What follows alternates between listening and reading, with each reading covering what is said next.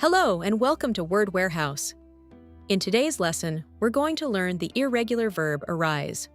We'll look at its meaning, its three forms, and how native speakers use it in everyday English. Let's get started. Arise means to happen, to appear, or to begin to exist, especially when talking about a problem, a situation, a question, or an opportunity. It is more formal than happen, and you will often see it in news articles, books, business English, and official documents. Examples: problems sometimes arise at work. Questions often arise during the meeting. New opportunities arise every day.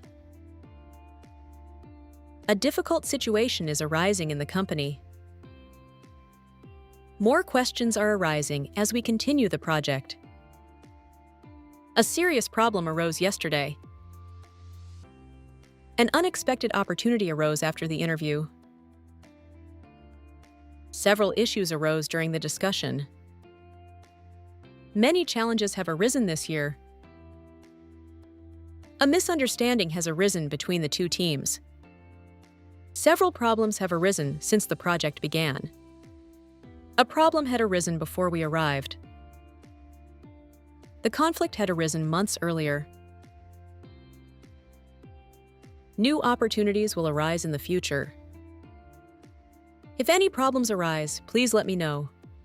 More questions may arise later. Common expressions: problems arise, questions arise, difficulties arise, opportunities arise, conflicts arise, issues arise, a situation arises, a need arises.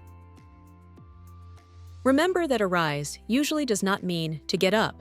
For people getting out of bed, we normally use get up or wake up. Arise is mostly used for things like problems, questions, situations, opportunities, or difficulties that begin to exist. Now you know how to use arise, arose, arisen. Try making your own sentences with this verb, and you'll remember it much faster. See you in the next lesson.